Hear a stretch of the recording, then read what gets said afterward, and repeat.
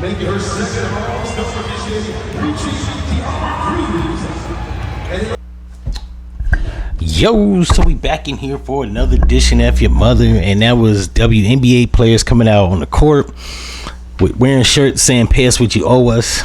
First of all, they don't owe you shit. Caitlin Clark actually had the audacity to say, have a shirt on that says she should get paid what they pay people in the NBA.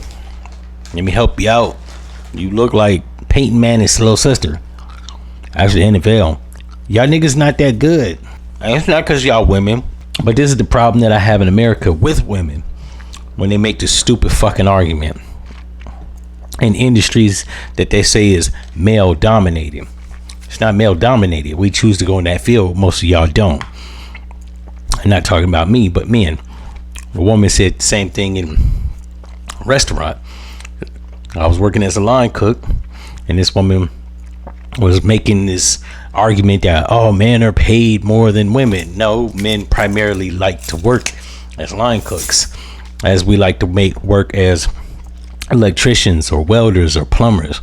We're gonna make more because primarily we're in the field. Now, it's just not out of osmosis like women are bad at negotiating a salary. Let's just put that the fuck out there. I've given countless examples in other episodes. If you care to watch them, you can watch them, but I'll reiterate a story. I was dating a woman in 2008 or 9. She was laid off for 13 months.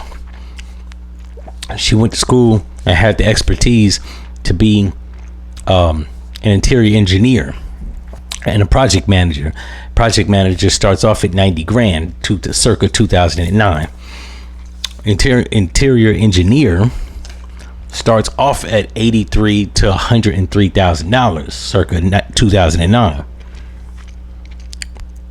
She was out of work so long, she was desperate. As soon as she got a job offer for $55,000 a year, she took it. Now, $55,000 in 2009 wasn't nothing to sneeze at. Inflation was down. Cost of living was so fucking high. And you could have lived on $55,000 a year. Doesn't matter. She went to school, graduated cum laude, and had experience doing this type of shit. So I told her, I was like, you should, like, even if you can't get 103,000, right? The midpoint is 83 to 103,000. A good negotiation would have been 77, at least. And I'm lowballing it, but say $77,000, $80,000 a year. She was like, yo, but I really needed a job. I've been unemployed for a year and a half, or whatever the fuck 13 months is, a year and a little over a year. That's not the point. When you know your value and your worth and your skills and credentials, hell, it wasn't like she was 50 years old. That's when they start to try to play you and hire people half your age to do your job for half the pay. She was 36. So, like, she could at least negotiate. She had negotiation power. She had leverage. She wasn't old. She wasn't asking what a senior person that's probably in their 50s would have been asking for.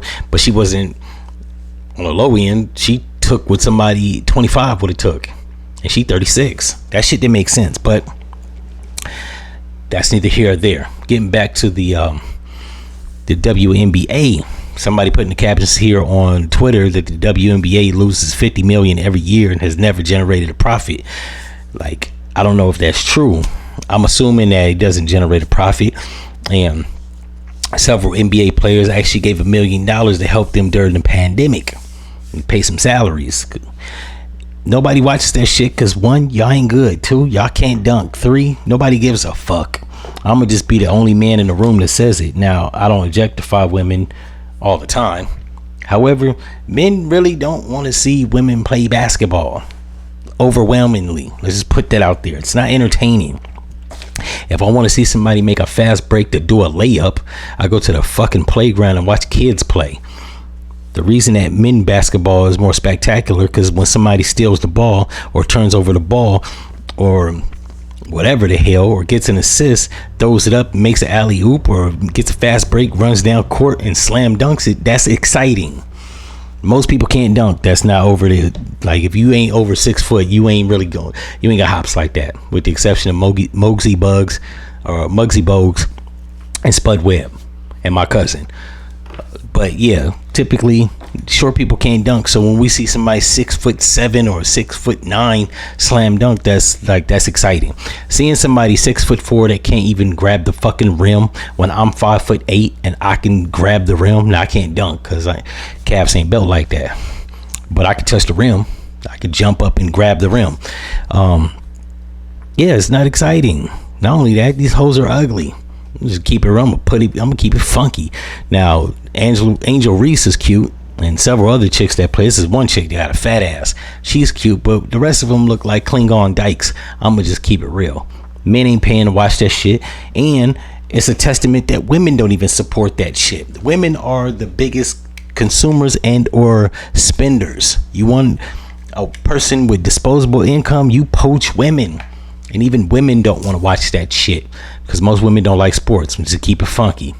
The only women that like sports are dykes and gay niggas that got no time on their hands, and Dwight Howard.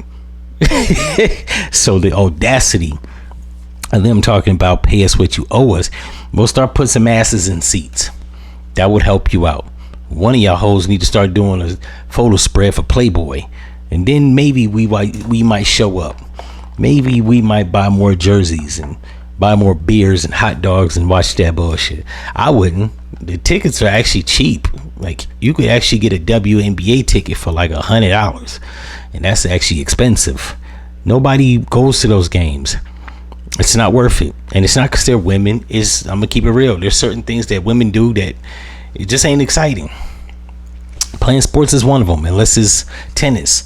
And when you go to tennis, the only people you see in the fucking stands are rich people. So then there's that. In any event, if y'all disagree with me, leave it in the comments. If you agree with me, leave it in the comments. Like the damn video, subscribe, and I'm out.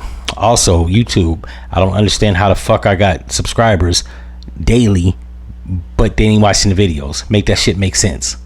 In any event, I'm out.